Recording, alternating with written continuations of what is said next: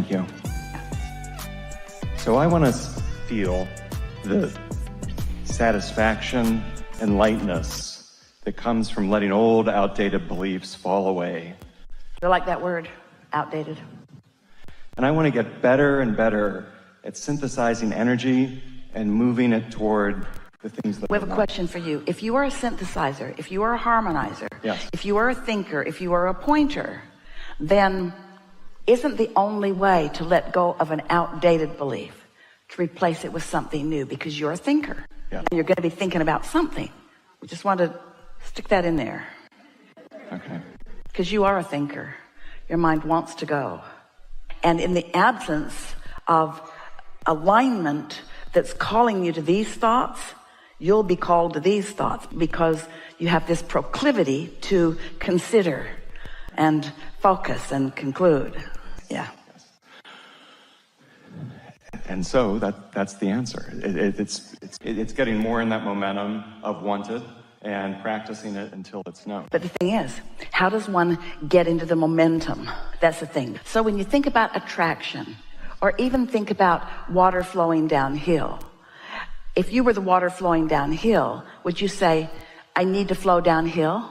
Or would you just be flowed downhill? It's just a natural consequence of gravity and where you are. In the absence of the thought that is resistant to the natural flow, that momentum will just take you there.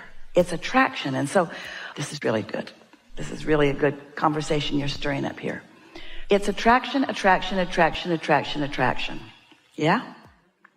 And your inner being is an attractor, attractor, attractor, attractor, attractor. Yeah? So your inner being is gathering cooperative components. Let's call that momentum. And if you're not thinking opposing thoughts, then you're going to be part of your inner being's attraction. Yeah? So, are you being manipulated by your inner being? No. Why?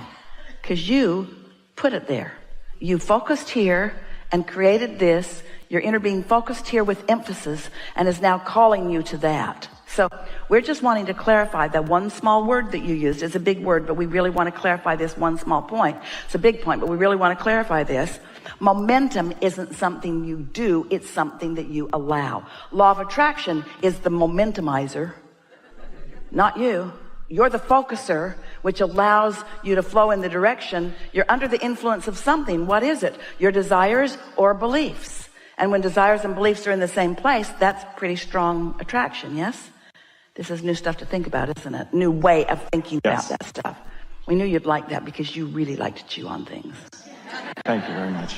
That's Enough? awesome. I think I'm good. Really, for sure? I mean, I would love to continue the energy here of momentum because I felt that move within me when you said it. Let's do it then. All right.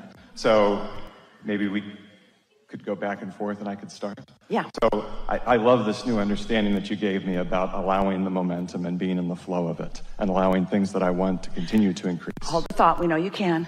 It's like when people say, I'm learning to use the law of attraction. We say, you're not using the law of attraction. The law of attraction is using you.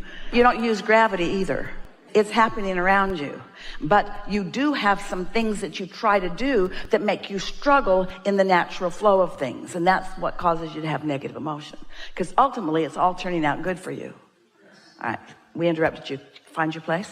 So things are turning out well for me. Yeah. And they're continuing to get better and better. And I love what I know and what you're illustrating for me as I continue to build toward what I want. It is so much fun to understand how it works and then be a deliberate cooperative component within it.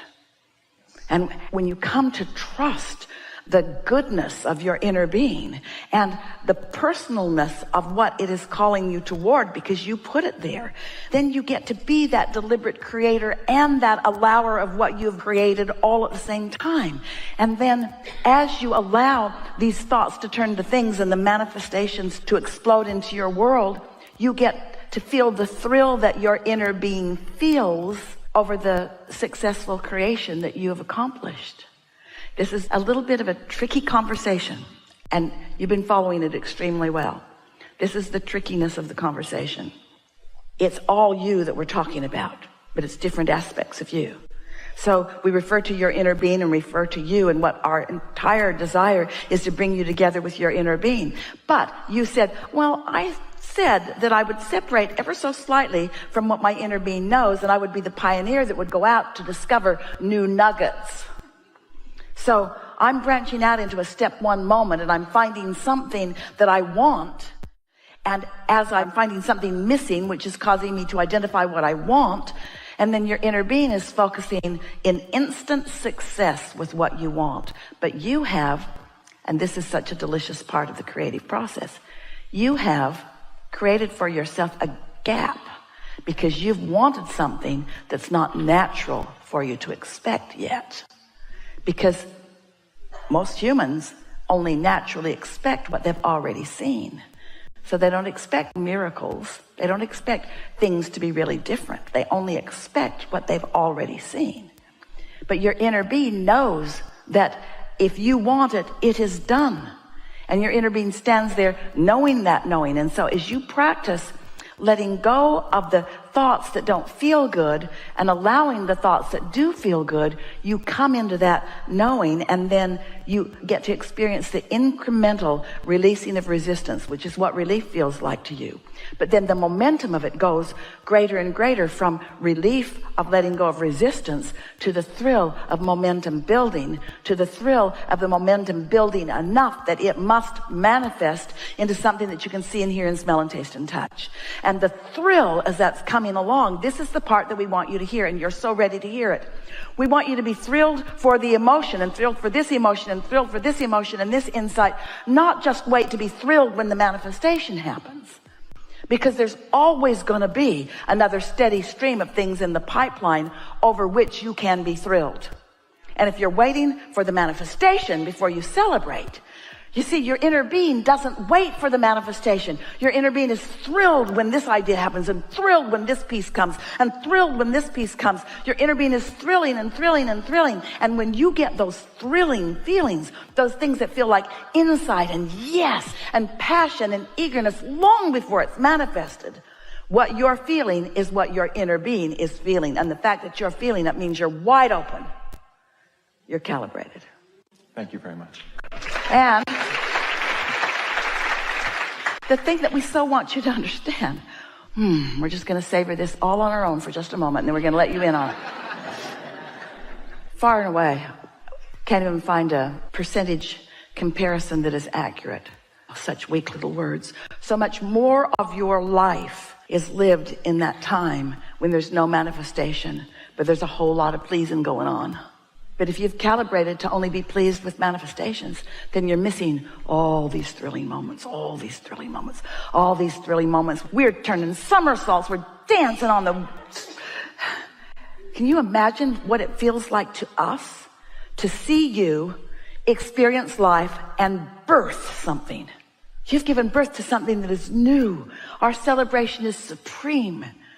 And then to get to witness you tuning to it on purpose, tuning to it, not acting like a human that needs to see it all, tuning to the feeling of it, calibrating to the vibration of it, loving the insight that flows to you and waiting for the inspiration, no longer needing to manipulate every little thing, but feeling the fine-tuning of this, feeling the thrill of these emotions, and then seeing you, allowing more and more of that momentum and feeling more and more in love with yourself and in love with life and in love with others and in love with creation and glad to be here. These words are so inadequate to portray that feeling that your inner being feels, and you relaxing into that and letting yourself just be good and be good in this moment. We mean feel good in this moment.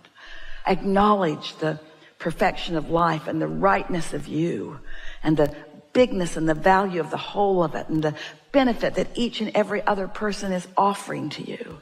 And when you start deliberately tuning to that so that you are calibrating to the subtle nuances of this deliciousness, and then something manifests.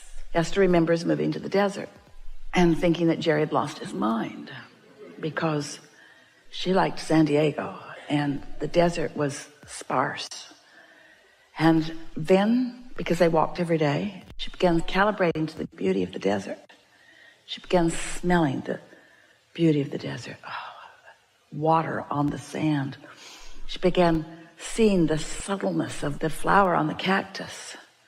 And in time, the subtle beauty of that one little flower on that great big cactus was as meaningful to her as all the beauty that she'd seen in all the world, all the rest of her life. That's that grounding that you were talking about. Tuning to the wholeness of who you are. And then in this moment, being able to feel the wholeness of all of that appreciation. In other words, it doesn't need to be appreciable for you to appreciate it. You just need to be appreciating. You see what we're getting at? So then the world can be whatever it be's, and you can be as happy as you choose to be. That was big. Thank you. Yeah, really good.